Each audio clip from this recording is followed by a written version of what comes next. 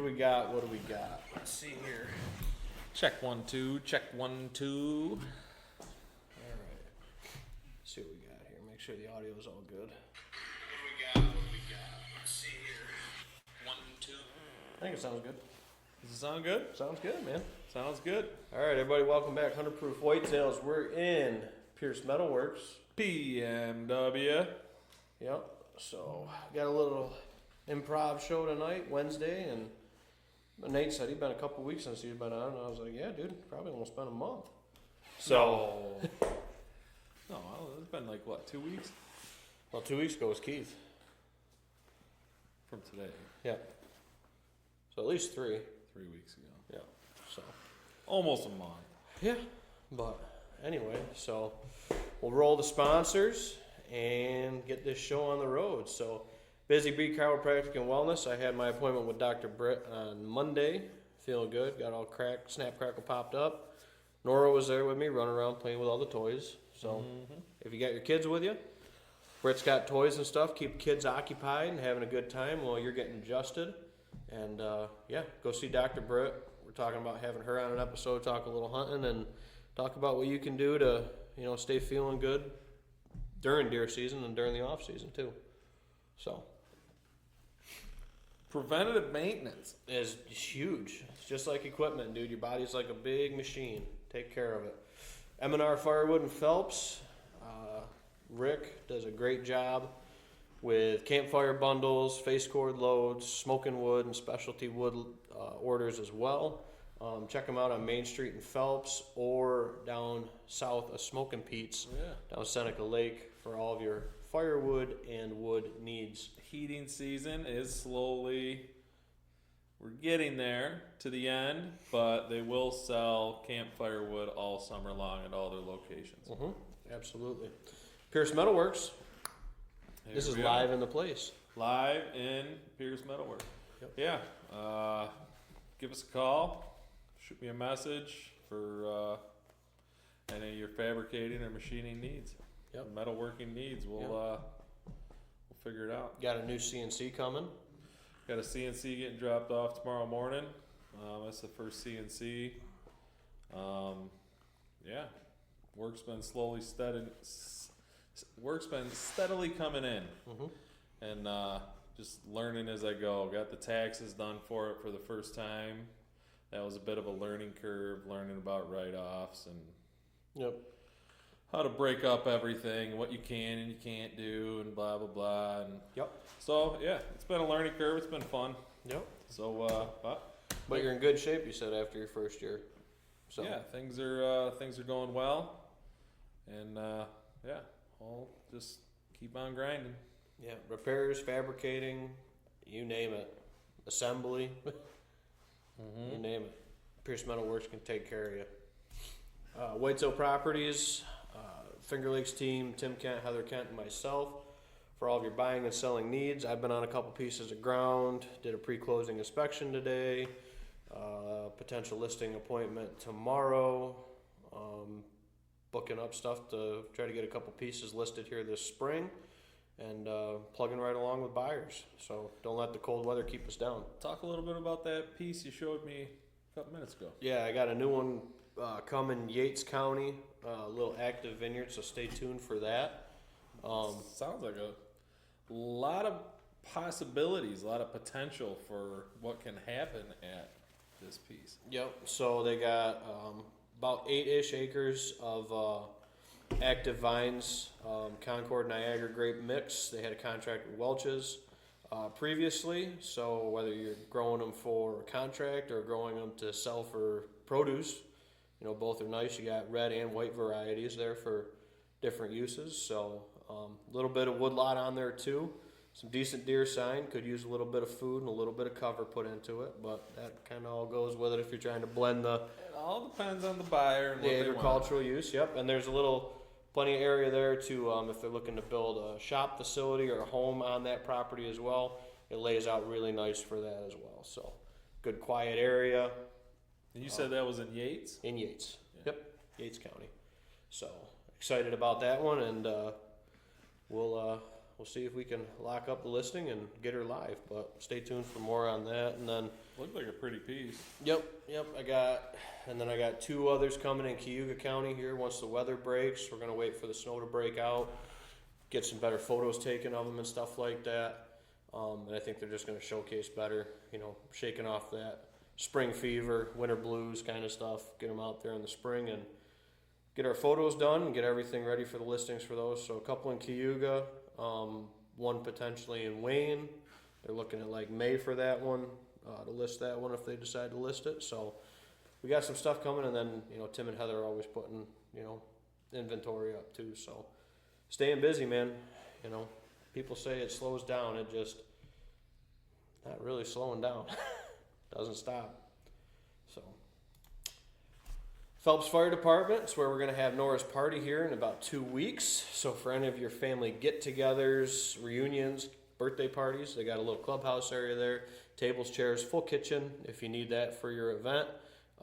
Great folks to deal with there. Phil Freer and the whole fire department out there. They'll take care of you. Like I said, little clubhouse, so you got darts, pool, and that kind of stuff too to go on.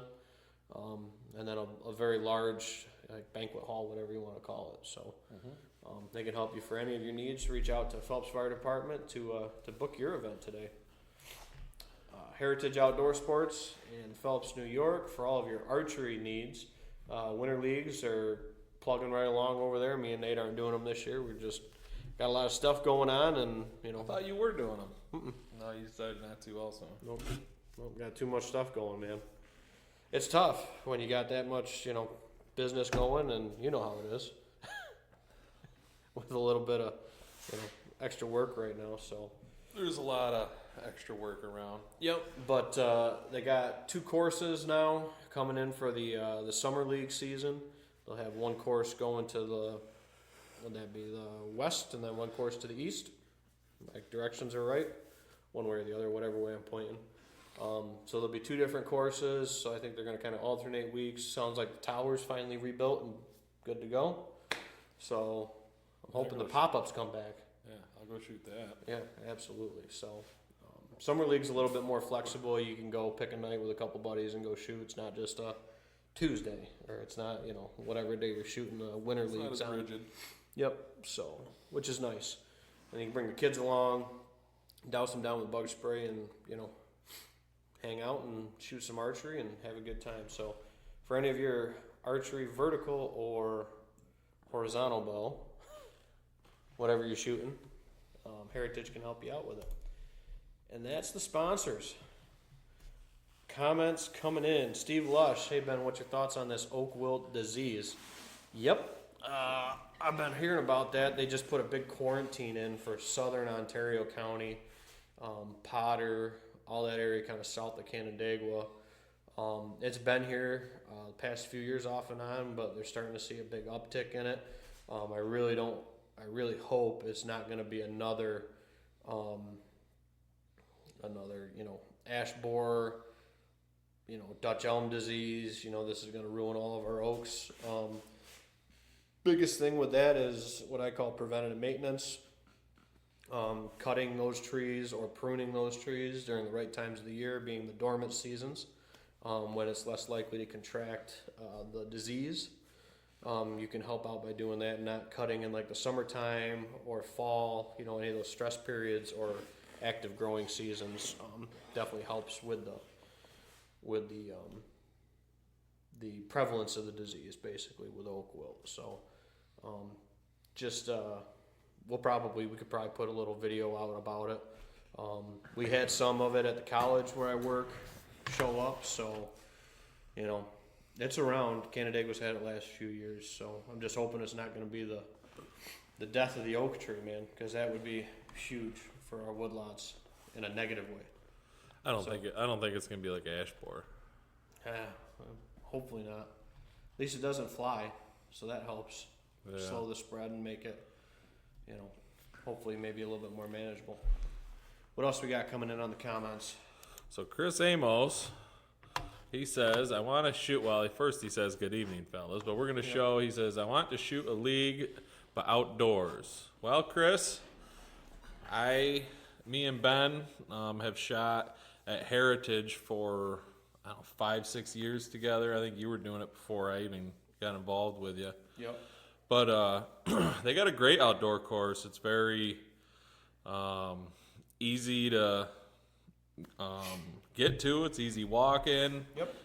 Mike sets it up good. Good. Everything's marked, and it's like Ben was saying, you don't have a specific day and time you have to be there. You have, I think Mike spreads it out over 7 or 10 days. Before they reflip targets and stuff. The course will be set up, and as long as you get that stretch shot once for a score within those 7 to 10 days when you have time, you can enter your score and move along. It sounds like they got 2 outdoor 3D courses at Heritage, plus the tower now.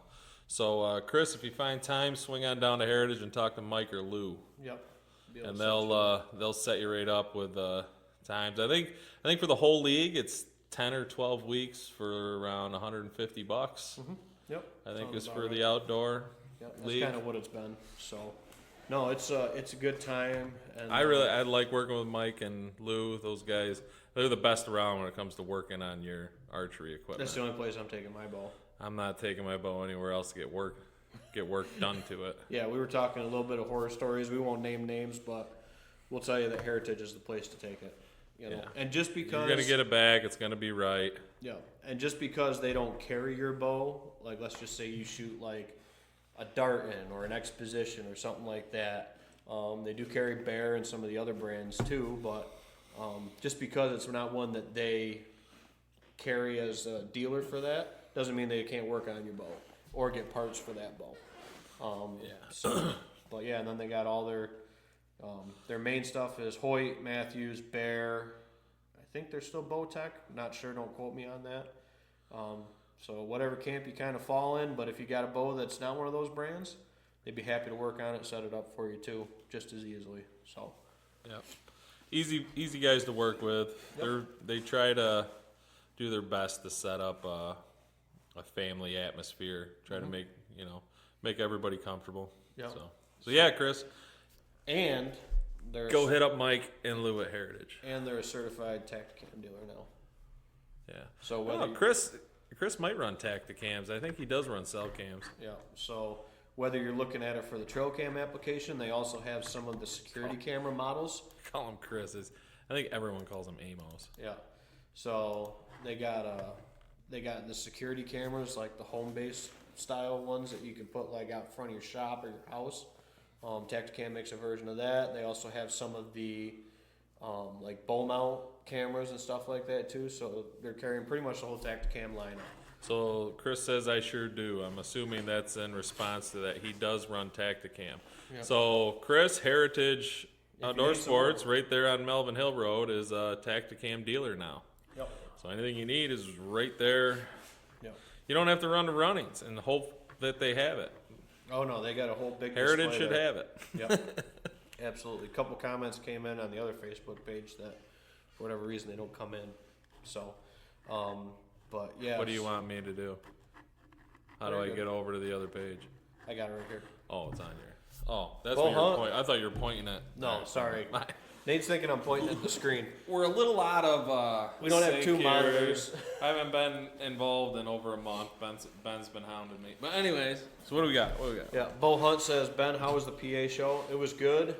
Just like always, you can't do the show in a day. I was down there for 3 days at the Whitetail Properties booth. So got a couple listing leads for other folks in the state for their territories and stuff like that. But I ended up connecting with a few potential buyers. So, I think it was well worth the trip. Good networking. I liked the round tables we had after the show with some of the Pennsylvania agents for stuff that they're doing that's working, some of the challenges they face, and then kind of addressing that with some of the ways that we've combated some of those challenges, and just having that nice back and forth discussion with how to run it. And that's what's nice about the way we do business as a company is we don't step on each other's toes. We don't take each other's business. We're territory based, so you don't have to worry about somebody else eating off your plate, which is really nice. Besides every other realtor in the world. We'll beat them. We'll beat them. We take more than the 3 photos from the road. or the one blurry, cruddy Onyx picture overlay of it. We got a whole new thing coming now. A little bit of peel back some of the layers. We got a whole new 3D mapping feature now that we can put with our listings. That's going to go live here end of the month.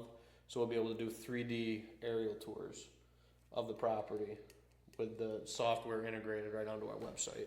So always improving, man. Always improving. So, but yeah, Bo, it was good. Got to see my neighbor Wes at the Mossberg booth. So yeah, had a bunch of good conversations with him, and you know, he's talking about having some TSI work done, which is some of the stuff we're going to talk to about in this episode, was how our timber harvest is going on our family property, and then some of the plans. I know Nate did some work on his food plot. We talked a little bit about that last time. Which you and me need to cut out some time to where you can help me when it comes time to killing that off, and I can broadcast it. But yep. Yeah, I think we'll. When it comes down to that, well, you got it roughed in. You got it roughed in pretty good. Oh yeah. Yeah. So. But if I know we're both super busy, but no. One of these times, well, but we could carve out an couple afternoon. hours. Yeah. Cut out a couple hours. I'm gonna need your help over there. Yep. Yep. We'll take a drive out, get some eyes on it, and get a plan going for it. You're gonna love it. You're gonna. Well, I liked it. I liked it when you suggested it. You're gonna bump the grade to an A- now over there. Yeah. Bump it up out of a B. Your Ben Williams scale A-. I was a B+. Yeah. I think I'm an A- now because I can hunt the south end. Wasn't able to do that. Adds before. another layer, dude. That opens up a whole nother circuit of deer. There's probably deer that move through there that I've never seen before, and I never have on camera. Mm-hmm. And you're still doing the feeders off of it like you planned and stuff like that? I already got them cut in. Got my access cut in. I got the stand location cut in. All I gotta do is drag the stand out there and plop it in? That's it. That same one you were looking at, that clump? Yeah. Sweet. And even got, the access where they cut across that drainage ditch, that walk there. You see their tracks in the snow there all the time. Yep, coming up and in, yep. Tied that in just straight to the food plot and a 20-yard left-handed shot from my stand. So if they're crossing the road coming over, or they want to cross the road, hopefully I get them before the Chevy does. Yep, absolutely. Jeff Fox says, "Hey guys, what's up? I'm measuring some nice bucks." Yeah, Jeff, I measured a doozy the other day, a 176 down at the bar. We already talked about this. I know, but dude, it was a hammer. Freaking hammer, man. But yeah, Steve wants us, or Steve's wife wants us to score his wife's deer, I believe. Runnings Day would be a good one for that, coming up in March. Yeah, there you go, Steve. Bring her down there. Yep. March 21st, I'll be down there for a little bit, and then Sam's baby showers right after that. Yeah, so I won't be at the runnings thing this year. I have my brother's baby thing going on. Diaper party. Sure. And I'm organizing it, so I won't be at the runnings thing this year. Yep. I'll be there for a little bit, probably the morning, and then cut out, get there for the diaper party and help brace Sam for the unexpected. Help carry Sam back to the truck to get him home, and yeah, sure. So I'll be, like I said, Jeff's next comment is, "Are you guys joining us at runnings?" Yeah, like I said, I'll be there. Nate probably won't be there. He's got to help with the planning and the organizing and stuff. So got family. There's only so many weekends, dude. But anyways, the runnings is March 21st. If you want to, you can come check it out, chat with people. You can come and bring a deer to get scored. The deer doesn't have to be yours. It could be grandpa's that was shot 10 years ago, and you just want to happen to get it scored. 40 years ago, dude. Get it put in the book, whatever. You can get your big sheds scored. Deadheads. Yep. Yeah, there's a lot you can do, and I believe the doors open at 9. Yep, right when the store opens. So at 9 a.m. till usually they're there till 3 o'clock. Yep. If you're there somewhere between 9 and 3, you'd be able to get your deer scored. Yep. Usually you'll see there's a bunch of shopping carts with deer shoulders in them and stuff like that. Yeah. People lining up for them. So March 21st, if you got any interest in that. Yep. It's a fun event. Got any extras this year? I know last year we had our podcast booth, but I won't be there, so that's probably not going to happen. But what about the Dilf with his hammer bullets? Dilf will be there or not. I haven't talked to him in a couple of weeks, or a couple of months now, probably. He messaged me. He always messages me that his blog is out. Yep. Same. I do enjoy reading his blog because he does bring up a lot of good. Yep. Over on the Newark Rod and Gun Club. He does his weekly blog or bi-weekly blog. The Lush has got, I hooked the Lush up with some Gary loads. With the Dilf. Dilf loads. The Lush might be running the Dilf loads. Dilf hammers. Dilf Hammer. that's his code name, Dilf Hammer. Yeah, I think the Lush is going to run the Dilf Hammer loads. Yep. Bo says, were you able to walk around and visit any of the booths? If so, what are a few items that stood out? I didn't get into the archery hall at all. I was afraid I was going to walk out with a new crossbow, so I didn't dare go in there. That was sarcasm, Bo. Don't believe him. Yeah. The one thing I sent Nate, and I checked them out a little bit. They seem like a pretty cool design. I don't know if it necessarily fits me, but I forget what the name of it is, and I'm probably going to butcher it, but it's like a tree teepee. It's like a little hammock seat that sets up right, like, on a tree ground level. Put a little top tether in, and it's a hammock seat in it, and then it's got a full wrap around. That was pretty cool. You spin around in it to Yep. shoot. Yep. You spin right around in it. Total concealment. The teardrop. Yep. So that was kind of cool. That was one of the things that kind of caught my eye, and I checked out a little bit. Then there's always good vendors. Cartel Boys weren't down there, so I couldn't tear it up with them. I know they were heading to NWTF. They kind of overlapped this year, so I think some of the smaller companies that I would have liked to seen or folks I catch up with were down at NWTF on the tail end of the PA show. So unfortunately didn't get to meet up with a few of them guys, but they looked like they had a good time down at NWTF, and sounds like me, Hannah, and Nora are going down to Tennessee next year for National Wild Turkey Federation national get together. So that'll be fun because we're gonna go with the folks from the Hardwood Strutters chapter here out of Marengo area and everything. So, but yep. Jeff says diaper party. Never heard of that before. It's a new kid on the block kind of thing there. Yep. Jeff. So it's kind of the guy version of a baby shower.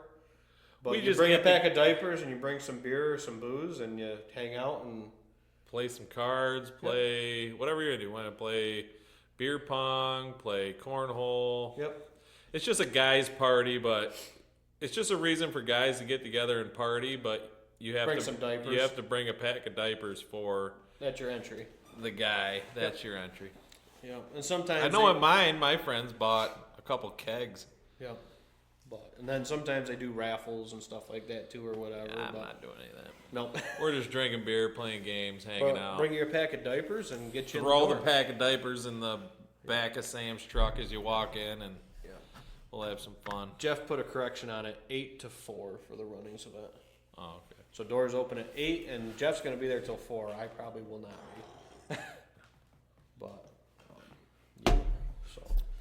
So Chris, or Amos, he said, I had my gun buck from last season aged with DNA. Came back 6.5 years old. Mm-hmm. You guys ever use that service? We use Deer age. Whitetail Analytics. Yep. Deer age, Whitetail Analytics. They're out west. Ben turned me on to them. Mm-hmm. I got a bunch of teeth I got to send out. I got to send out like 6.5. 3 or 4 jaws for Caleb. We talked about it. My neighbor killed a doe that ended up coming back at 13 and a half. Perez saved my bottom jaw I didn't ask him. on the 6er. I didn't ask him. So I think both of them are both 3. yeah. Who knows? Yep. But yeah, we You use did or didn't, whatever. Wildlife Analytics Lab. Usually they run like 4th of July sales or something like that. I pick up a few of them when they do flash So what's sales. DNA? I don't know. I've never heard of DNA. It's probably a different, aging service lab, similar to. Yeah. So, did you run it to get the deer's DNA, Chris, or is that the name of the company you used? What is the name of the company you used? I guess. Yeah, I've never heard of them getting aged by DNA. So maybe DNA is the company, but don't know.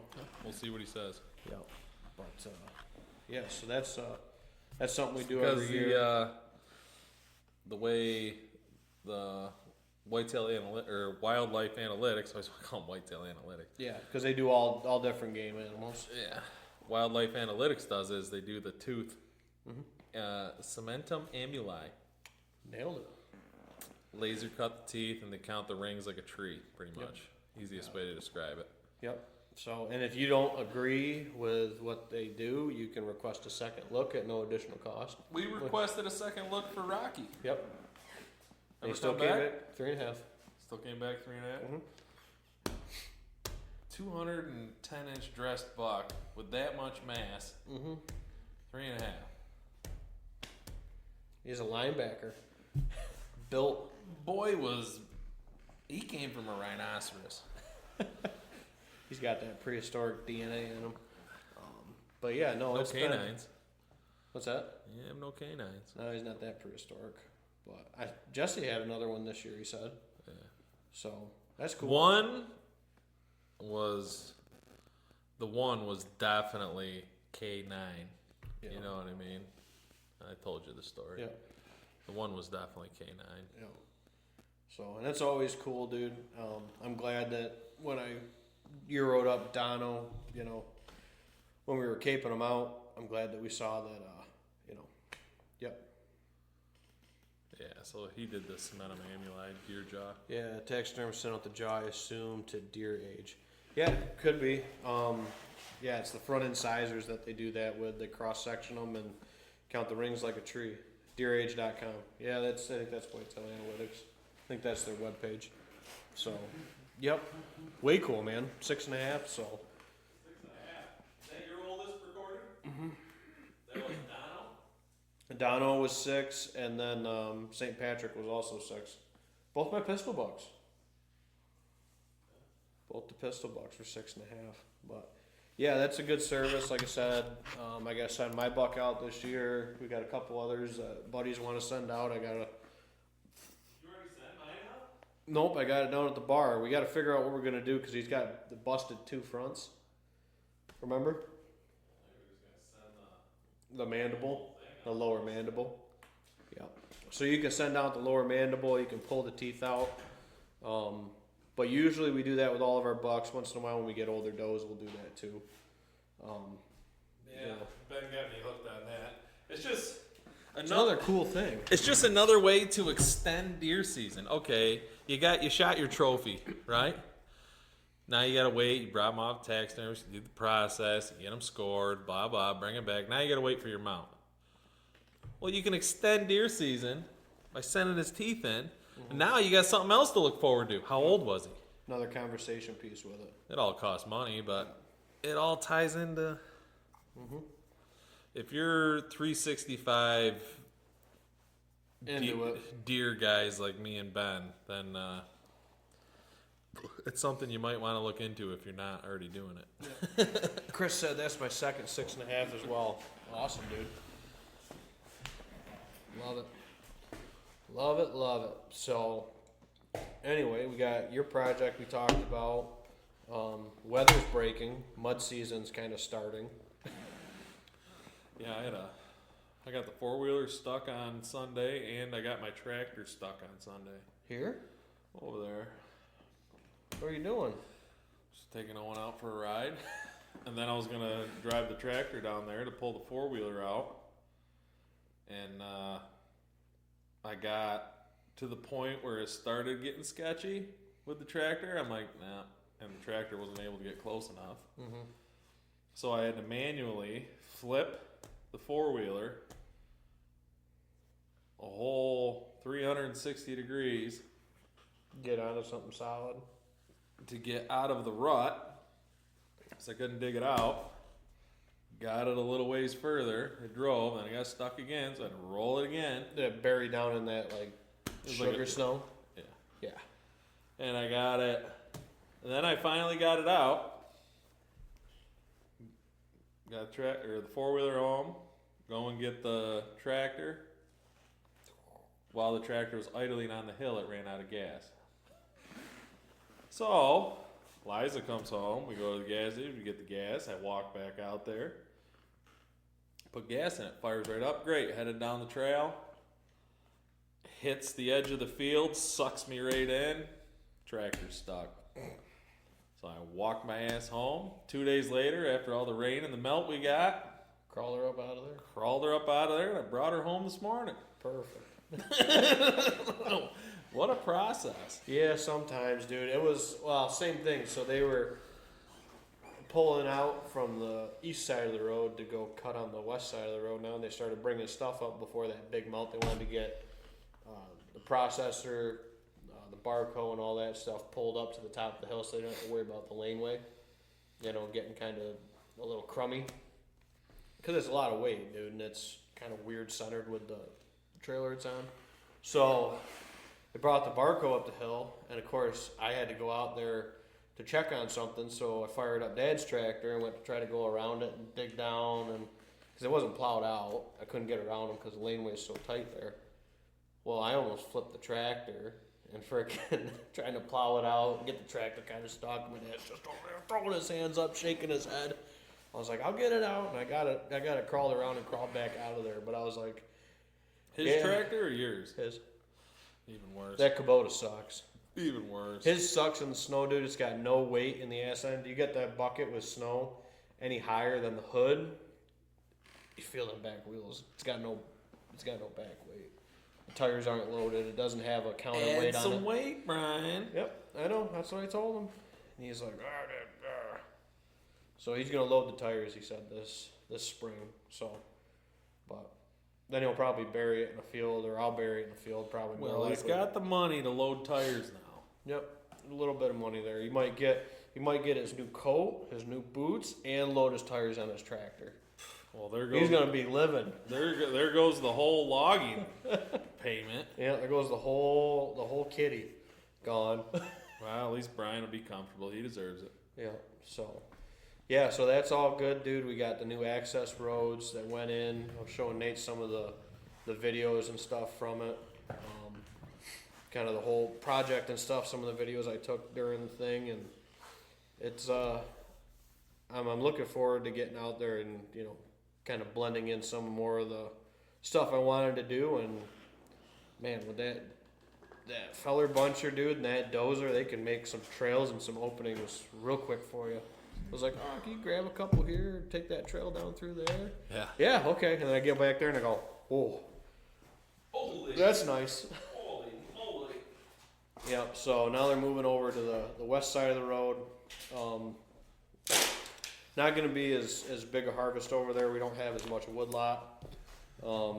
Some of that got cut last time with the ash because we had a big ash section in that got cut about 6-8 years ago.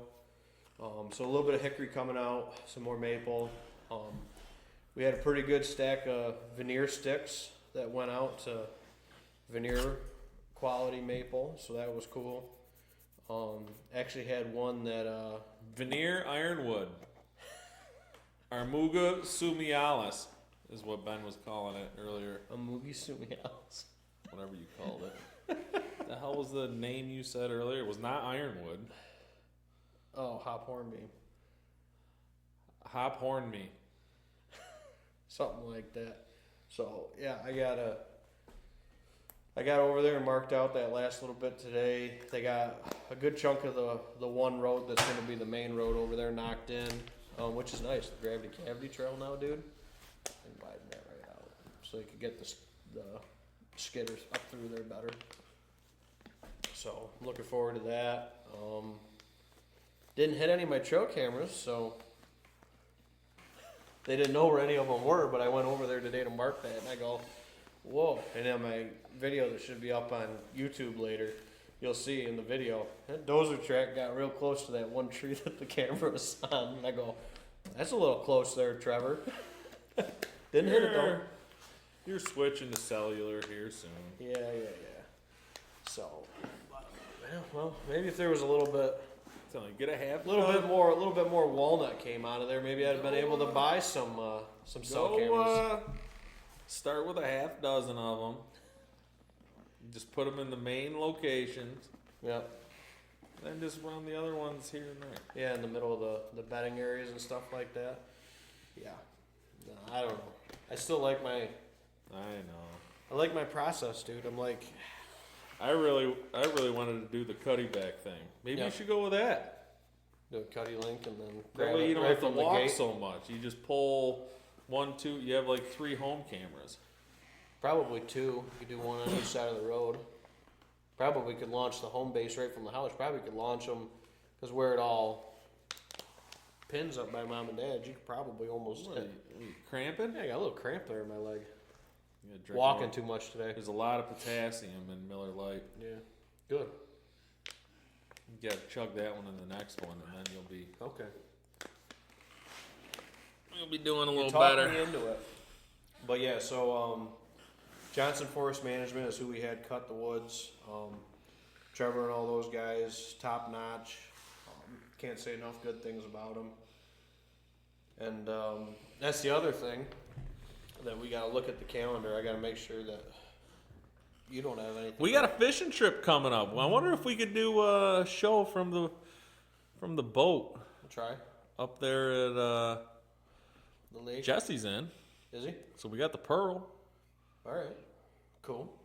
I told him, I said, if you didn't want to bring your boat, I said, I'm just going to rent a pontoon. Yeah. Screw it. We'll just be fishing and. Yep. So I'm looking at the weekend of the 28th, and I'm going to have it be a flex day. So March 28th/29th, and I got Brian's blessing. I'm going to do another, like a habitat field day out at the farm. You guys are like Indians out there. What's that? Brian's like the chief. You got to get the blessing. Yeah. So you're already doing a habitat day out there. Yep, gonna do another habitat day. It's been a couple years. When is it? Looking at March 28th and or 29th, weather depending. Have like a flex day. Right. Why? It's my brother's birthday weekend, but. So you got baby weekend and then birthday weekend? And my grandfather's birthday weekend. Oh, jeez. But should be able to make it at least for an hour or so. Well, let me look. What else we got? Because that date's not set yet. 28. Well, I don't know. What's the 29th? Sunday. Sunday? Yeah. 28th would be better. Saturday? Yeah. Yeah, that's kind And of. then Sunday we could do dinner or whatever at Sam's. Okay. Nate says 28th, Brian, is what we're doing. Nate gave it the blessing. I could probably help out more with that. I gotta pass it through the two chiefs. So I wanted to do it. I'm no chief. I'm just saying, if you want my help, this is what you gotta do. Yeah. So I wanted to do, and again, like we said, there's always so many weekends. I wanted to do the first weekend, but that's the Trout Derby and Easter. I believe the Trout Derby's the second weekend. Nope, it's the fourth. You confirmed it with Mike? Yep. Damn it. Yep. And then the 11th is the FLCC Woodsman's Meet, alumni meet. So, Jesse's now. And then once you get into the 18th and the 25th, you got Youth Turkey Weekend. And you got, that's the other thing we got to do is we got to do it before the hogweed really comes up. So that's why March. When we get into April, May, you know how it gets out there. It gets jungly real quick. So we'll see. We're going to highlight some of the timber stand stuff we did, why we cut it the way we cut it, why we kind of designed it the way we did it. So you got to put all that together if we're going to do little blips and blaps of that. What's that? You were there last time when I did the habitat day, but, so it's when you do a recap on the podcast, like you got to have like specific videos and like pictures cut out and explaining why you did what and everything. Oh, for like from that day when we give the recap? If you wanted to do it on the podcast, yeah. Sure. Yeah. Or if you don't want to, that I don't care. No. So, yeah, if anybody's interested in that, shoot us a message. If you're interested in attending, get some information to you and details. Yeah, I think we'll do, I think we did just like bottled water last time. We didn't do food or nothing like that. Just did it like a early morning till like lunchtime thing. And then that was I can bring the snacks. bring some pretzels and some chips and dip or something if someone's hungry. Get some venison chili in a bowl. I tell you what, dude. Liza's been crushing the jerky. She's already done 10 pounds. It's gone. It doesn't take much, dude. When you make a nice... Have you been using the Con Jaeger? No. Liza made her own. Own little seasoning mix? Better than anything I've ever had. Perfect. She's got it. It doesn't even last long enough for me to get a little sampler taste. No. Liza's got it dialed in, man. Brian's going to be all upset. Liza didn't hook him up with any... Well, maybe he needs a caller. Give her a little soothing voice. Yep. Brian has a very soothing voice. Yep. That's what I've been told. That's what my wife says. But... I'll drop it off to you, Brian. You ain't got to come here. Yep. Well, we gotta take a little trip out there, take a little walk, and check out some of the Shed season. and shed season's coming up too. So Get the kiddos out there, and we're gonna go find some antlers. yep. So I mean, I was still walking through at least 6 inches of snow today. Some Too spots it was Too much snow. some spots it was still over a foot, dude. Too much snow. Yep. So yeah, you're walking over them at that point. I mean, even if it's a freaking hammer. I got my tractor stuck. If that says anything of how much snow's out Well, there. that and I pulled a couple cards and looked at a couple quick, dude. We still got a fair amount of the bucks still holding. So, you know. Well, we say this every year. And, like, all right, I'm not super experienced in shed hunting. Ben turned me on to it. I did a little bit of it prior to meeting Ben, but when I met Ben, Ben got me into it. But, I mean, the past 4 or 5 years we've been doing it, really mid-March is the best. Mm-hmm. You get that first thaw, or you get, if the ground's clear, March, the first week of March, you get out there. Mm-hmm. Yep. Yeah, like I said, we got more of a traditional winter, but typically February is when most of them start really dropping. If you got good food, deer are healthy, you know, you're going to obviously, everyone's like, found them in December. There's a couple that always shed early. There's a couple that, dude, we're out checking and shed hunting, and I've had this happen before. I go in there to park. It's happened twice to me, actually.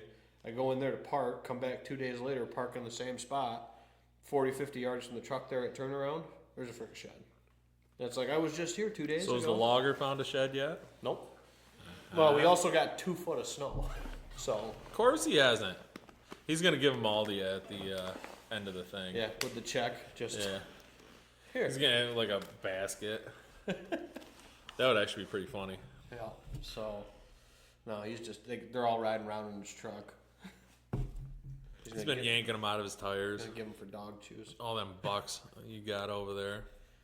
Yeah. I ain't never doing that property again. So many deer, I had to buy 4 tires. I don't even want to know what them skidder tires cost. So, no. I don't even like what my truck tires cost. No, let alone something that big. Jeez. But dude, they got these. It's not chains. It's like freaking cleat bars that almost look like angle iron, and they go on like chains, but they're like cleats instead of chains, so they don't tear shit up as bad. They bite a lot better. Like they're going up and down the big hill with them because everything came down on off the north end, the hardwoods. Yeah, they're going up that. Yep, up and down with That's that. impressive. So what they're doing is they took everything off the top and everything out of the bottom rolls and took it out through. Most of it came out through that main trail I was showing you on the video, and then there's another couple extra trails that got knocked in. But Nate said, that's gonna screw up the double. I'm like, no. The side trail that came off the hill, when they came off the hill, they came and wrapped 35 yards at one side of the trail to the other from the double. The double's not ruined. Did you bring the trail to the Y where the other stand is? Which other stand? Because that trail that I said was going to screw up, Y's. One goes east, one goes west. Well, one goes straight down the ridge. They go straight, you're screwed. Well, you can't catch them all, Nate. I'm telling you, man. We might have to move it. Well, I don't know if there's that many have many options to move it to. There is that big hickory that's That a little way, bit. to That, get you closer to the Y. yeah, that hickory's probably close enough. That one shagbark. The intersection. Yeah. So 3 points of contact. Increase your chances of opportunity. well, you know where the licking branch is going to be? I might shoot. Where you're gonna shoot? Yeah. Licking branch is going to be there. It needs to be at the point of contact, the center point. Well, then I lose my thermal hub down there, that thermal rise. That's too far out. I've never tried it that far out. That's the thing. I don't know if I'll lose it or not. Climber it one day. Just That test it. shagbark's going to be miserable taking that climber up a big shagbark hickory. All right, slap a 15-footer out there. Yeah. Cheap one, light one. Try it. See what happens. Well, there's also that next little rise over, which would be on the far side of the intersection. There's that 20-footer in that shagbark. Does it wrap around to it? Yeah, but then you're not going to be if they go west. Oh, no, you'll be able to cover both sides. From that stand, you can cover both sides of that high point out of that 20-footer. That's why it's there. That's the stand. I wonder, I bet that one in the morning, because it's on that next rise. You just opened all that up, all that sunlight going in there, you're getting pull. Yeah. Well, and then over the orchard, there's not as much tree block, so that's why it lifts so nice down in there with a early morning, sunny bluebird morning. It lifts so nice out of there. So. It's going to be nice either way. And you got the Access trails. You didn't show me all of them, but it's a game changer this year. So they went. So basically, the whole perimeter east side now has a trail. So did you build it to the locations of the stands that you have now, or do you plan on moving stands? Because I know the chief. I love this. I know the chief did not like the idea of moving a bunch of stands. Nope, we didn't move any stands. Well, I take that back. We took the one down in the dead ash tree. Because usually you set up, which you already are, and you build to the setup. So you got both. So you have a mix of both. So some areas you will have to adjust to how it worked out. Yep. Because you couldn't, there's nothing you could do about whatever was going on. All right, I'm just going to have to move that stand 80 yards that way. Sure. Yep. Or there's spots where we strategically put new trails to a place where I already picked out the tree. And I said, yeah, trail's going to go right through here, Trevor. Well, why are we doing that? It doesn't make sense. That's a landowner going, Trevor. Got it. We're going to haul some sticks out that one, make you a nice little trail through there. Perfect. It's nice that Trevor would work with you on all that instead of just him being like, well, this is the easiest way for me to do it. Well, yeah, so that's part of it too, with working with a good, good logger, a good cutter is, leaving certain stuff, or, like we talked about, we blazed a new trail kind of through the middle of the orchard 30 years ago when they took some trees out of, used to be the Bishop Farm, took some trees out of that. There used to be an old skid road right there. So that's what we opened back up and used as the main skid road. Instead of using third trail, and the reason why we didn't use third trail is because we got the trees planted along it. We didn't want to fuck anything up with what we planted in there. So, and he was super cool with that. He's like, I kind of like this. And I was like, yeah, this is the one we talked about. It's got the stuff planted on it. That the other logger went down, didn't listen to Dad, and why the other logger got kicked out before when we were doing the ash cut. So, Trevor's been good, ribbing and stuff, and I think Trevor realized he's making a decent buck off this too. yep. So. Well, yeah, that goes hand in hand with it. You get a chance to cut some nice timber, you take care of it, and end up with a nice business on both ends. And then you also got to go in there, and that's the other nice thing with it. He's not just going in there and high grading the crap out of the woods. We did go in there and mark it ourselves, but we took out diseased beech. We took out the rest of the ash that we found. Took out some hickory, and then same thing. Didn't mark any of the few oak we have, so we didn't take any of the oak out. The little bit that we have in there. Hopefully they make it. Yeah, they'll be good. Yeah, the oak comes. Yeah, Why you gotta say that, Nate? Steve brought it up. I didn't even know it was a thing. Actually, Yeah. I think Steve brought it up to me, or you did, a little while back, and I'm like, I don't care. I'll kill him either way. Yep. So, but no, and then we got some nice pockets opened up in there. Got the next generation cut of maple set up to have some room to grow. We'll keep an eye on it to make sure we didn't have a ton of invasive species present in the woods. So I don't think we're gonna have a ton of issues where we did most of the cutting. Just gotta keep eyes on it, make sure we don't end up with bigger issues.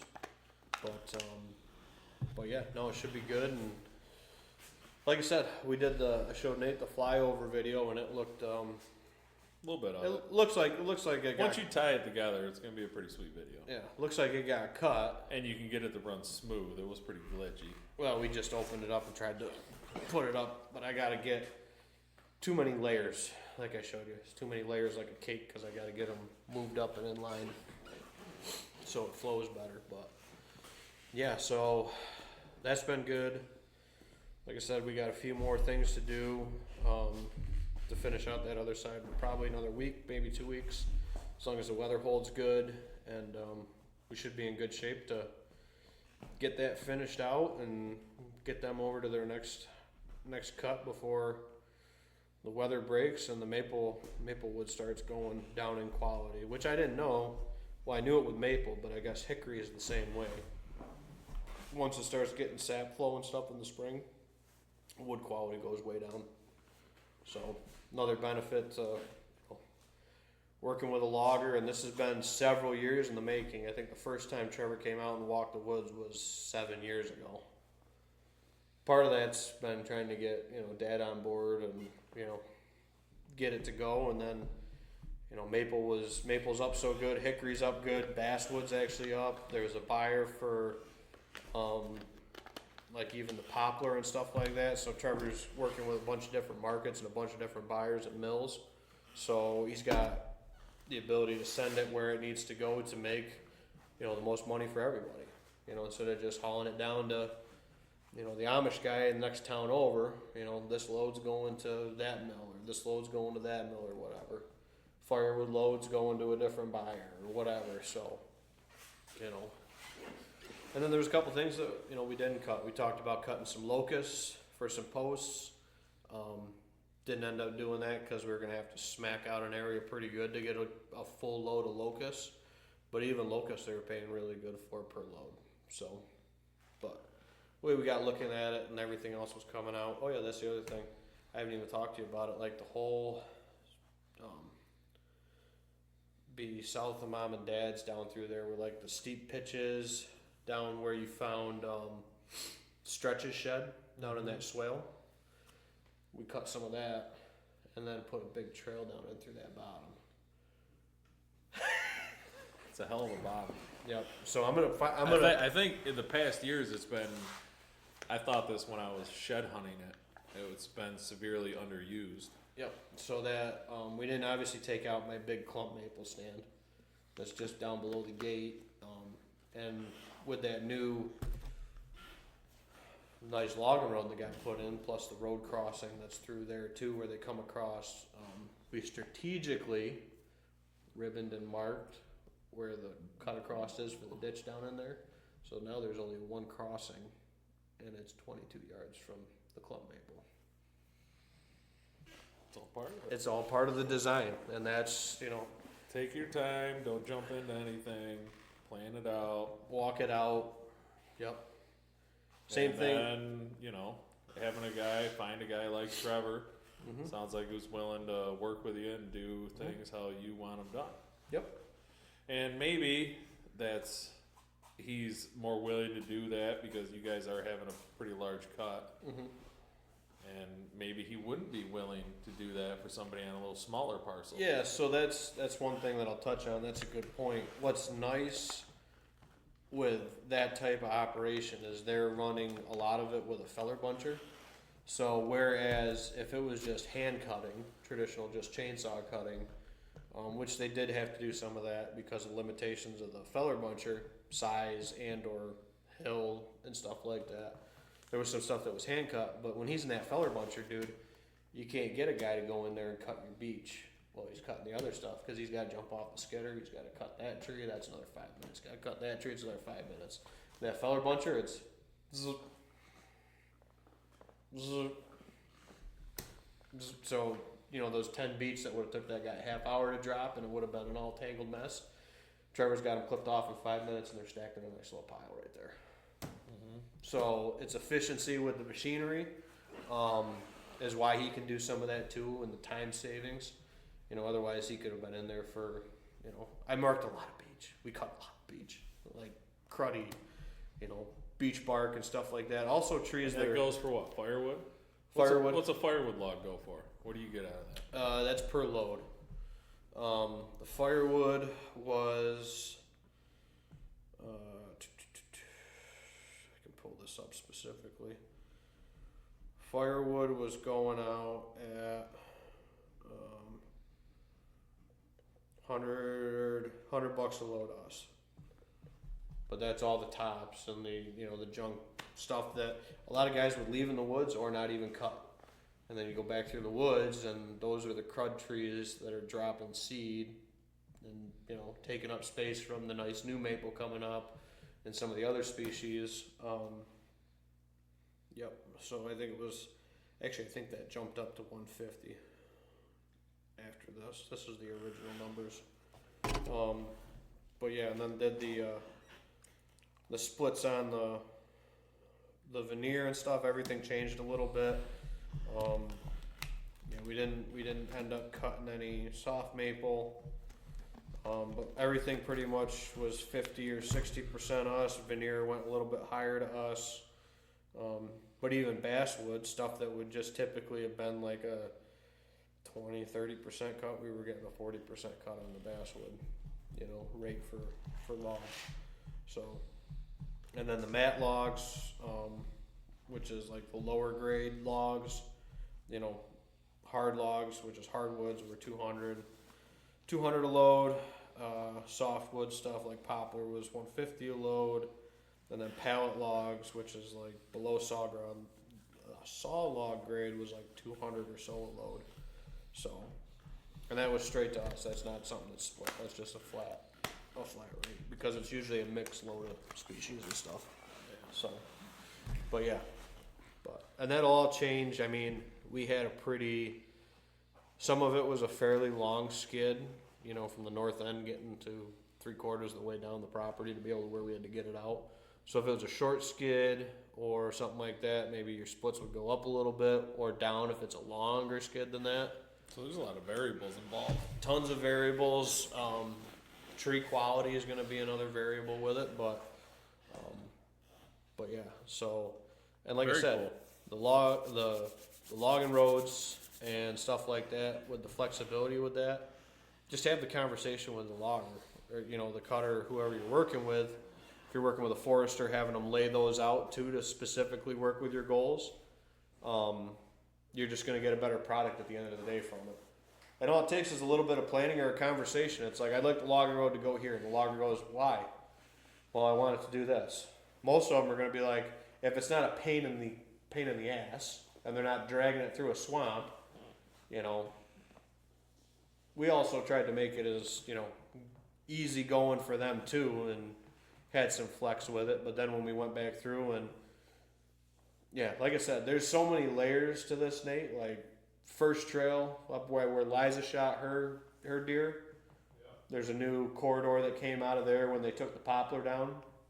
It pops up under that big apple tree where that big 8-pointer walked through the other this deer season, and you gave me crap for it. There's a big travel corridor comes through there now, over the logging road. I hope he's not dead. I hope he made it. I tell you what, if it was me in this thing, he'd have been dead. Yeah, well, that's part of it. We'll see. I'm hoping he made it. I know. I believe he did. Well, there's a couple cameras I haven't pulled since before deer season ended. I actually got a few of them today, so I got to still go through a few of them. But I got a ton of 2-year-olds. Mm-hmm. Good stock. I do have good stock. I'm very curious what they're going to turn into. Yeah. The one thing we didn't have this year was we didn't have a lot of late season food, but we did put down a bunch of tops. So I'm thinking we're going to find quite a bit in the hardwoods this year. Whether on logging roads or, in and around those tops and It's stuff. going to make shed hunting so much easier. Nate's like, I got this pass, don't worry. Nate's just walking down the logging road. Oh, this is nice. Yeah. So, but yeah, well, what it also did too with that is now we have every roll, whereas before you'd have to take the four-wheeler, go down and through the dips and shit, every roll for the hardwoods going north to south has a logging road now. So for getting deer out, for getting stands in, for getting equipment in and out anywhere, trails now. Like it might be something that we use once a year or once every 2 years, but when we go to use it, getting deer out is going to be so easy now. it's like just drive the tractor. The main logging road, dude. We only got to drag this thing 100 yards? Man. 20 yards? Man. Then I'm bench shot. Yeah, it depends on my shot. It's like Brian, his shot's always gold. Yep, deer don't go anywhere. No, they Usually they're laying in the field and he drives the tractor to them and we just roll them in the bucket. Or drive the pickup right to them in the field, depends on the field, but yeah. So, nope, we got that. We got, and again, a couple of the new corridors and stuff, tower blinds going in. Got a few new tower blinds to go up this year, so yeah, all part of the plan and the process with it, man. So it's good. I'm looking forward to, snow melt, getting in there, getting some sheds picked up, and hoping to find a hell of a 2-year-old set. Nice 90-inch match set 8-point. No, we are. Wow, me. 2-year-old personally, kings. I am the 2-year-old king.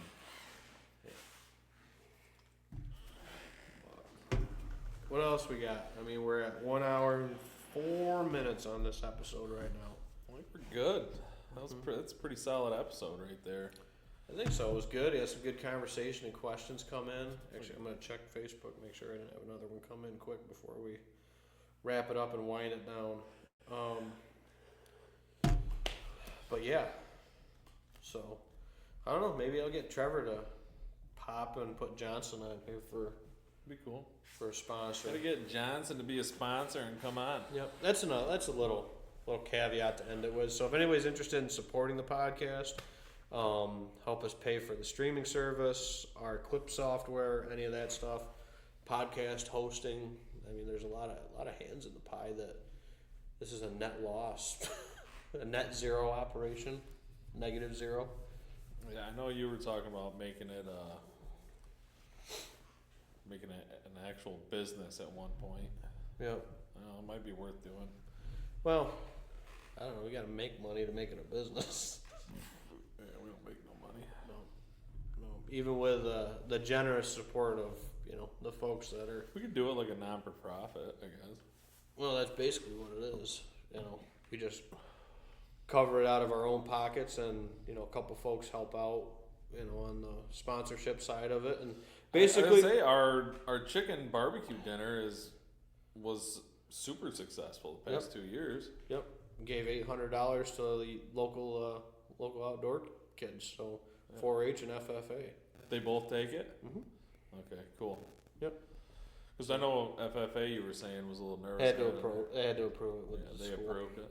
Mm-hmm. Yeah, good. Yep. So FFA got $400 and 4-H. 4-H got $400, and that was after our expenses. Yep, that was profit for the local youth for that. So So we profited $800. That's good. Yep. Extra And they $400 gave it all to the kids. for the kiddos. Gave it all the kids. And Nate got a new truck and then a new CNC machine, and the kids got $800. All of that had nothing to do with No. with hunting. We're just busting. But the year before, Dan, the guy that works with my brother, he got a lifetime hunting license. Yep. And maybe we'll bring that back, depending on how time and everything comes together. Maybe we'll do that again this year instead of what we did. I don't know. Well, maybe for like the Habitat Day, we'll do, like a cover charge and we'll give it to the kids or something like that. Give Like it to $10. the kids.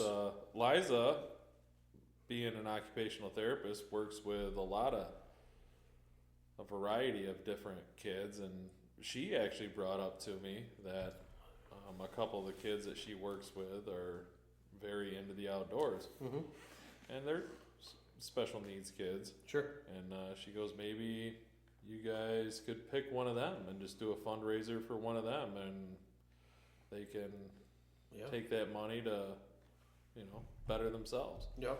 So there's plenty of options out there for the next one. We'll see. We'll see where it goes. Yep. And then we also got, if we're talking youth days and stuff, the Jake's Day for the NWTF chapter here local. That's June 13th. Ton of stuff for the kids there. Yep. Owen was... Every kid gets a prize. Every kid walks out of there with a prize. Owen didn't because we didn't stay long enough. But you got to stay long enough to the end. Yep. But yeah, there's a ton of activities. Everything from stuff for kids trap to shooting, mess around the with. fish casting, the bull course, pellet guns, 22s. There was turkey calling, rock painting, T-shirts, tie-dyeing T-shirts. Food's all covered and free. It's a no-cost event. Food's covered. There was. They also have a. What do you want to call it? No, I want to say jungle gym, but playground. There's also a playground for all the kids. Yep. And it's 100%. If the parents need a break, they just take them to the playground. Yep. Let them run. It's a 100% free event for the kids. Norm's been doing that. I went to some of the first ones that he did. That is at the North Seneca Gun Club. Yep, the Sportsman's Club there. Yep. Sportsman Club off 318 in Phelps. Yep. So. Yeah, it's a really cool event. The first time we attended it was last year. Yep. I went when I was that big. And look at them now. Look at them now. I'm there teaching kids about deer and different furs and all sorts of stuff. Yep, your booth was pretty cool. Yep, hands-on, let the kids, ask questions, see some of these animals. We got fox, coyote, coons, all different kinds of animals and a bunch of deer sheds. And Jeff always makes an appearance there. Kids love Jeff. Full-size deer mount. Yep, so. Big old 8-pointer. 10-pointer. Whatever it is. Yep, so. No, that'll be good. Like I said, we got a fishing trip planned in May. Looking forward to that. Yep, that'll be a good time. It's going to be a blast. Be a good And time. we're just going to crush the pike. Dude, I met a guy down there at the Sportsman Show. Funny caveat to that. Said he fished Black Lake, hated it. I said, you're crazy, man. I said, I love Black Lake. I love Redfield. I love those northern tier frickin' lakes, man. They're such good fisheries. And he's like, we couldn't catch anything. I said, well, what were you using for colors? And he's using these big bright colors. I'm like, no. I said, you got to use dark blues, blacks, motor oil, maybe a chartreuse tail. Later in the season. When we go in May, we're throwing chartreuse and bright orange. Okay, like that. Because they're spawning. Color. They're spawning when we're going. Sure. So the time of year, it's watercolor, it's clarity and stuff. It's the whole deal. But that's what a lot of that dark, that dark water, Black Lake. When you run dark colors. Yeah. Because otherwise it doesn't look right. Right. When you went in like August, July. A lot of weeds. When we go, the weeds are just starting to grow. Yeah, so if you're above them weeds, you're all you do is you find a weed bed that's about 2 foot under the surface, and you just run spinners over that thing. Pike. Meps number 5s over the top, and you're just going to crush pike. Pike, pickerel, largemouth, you name it. No pickerel. No? Oh, yeah, there's no pickerel in that lake, is there? Not really. So. I don't think so. If there is. Bowfin. You once in a while catch a bowfin up there, too. Bowfin. Muskie. Good fight. There's muskie in there. We have caught, I personally have not, but guys that have been on the trip with us have caught muskie. Walleye. It's just there's everything. It's amazing. Perch, you'll pick up a few perch here and there. And the crappie there, or crappie, however you say it, potatoes, potato. Yeah. They're the size of dinner plates. Yeah. It's a great fishery, dude. I love that in Redfield. They're two of my favorite fisheries.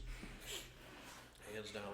So I'm sure we'll get into more fishing episodes. We'll see if we can get enough service up there to drop a episode from the Black. I'm sure Mista Fista will be there. Mm-hmm. Full on 100% entertainment. Yup. But So. what do you think? We end it right there? Trevor says mat logs are per 1,000 board foot on that cost point. Thank you, Trevor. Yeah, Trevor will clarify pricing and breakdowns. I'm just looking at. Trevor, just come on the show. Yeah, I think so. And we can talk about all this. I think so. Give people more idea of how the process works with a experienced logger. Yeah, I think so. Absolutely. And then my mom comments, says, Dad said if you're planning your next logging job or habitat project, give Old Tin Cup a call. Thanks, Dad, for the plug. Plugging in the plug and the promotion on that. And then Frank LaValle, who's also had his property cut by the Johnson Forest Management, said, evening, gents. He's out riding motorcycle somewhere down south, drinking beer, having a good time. So thanks for tuning in, Frank. Appreciate it. But yeah, I think we're going to kind of wrap her up there for the night. And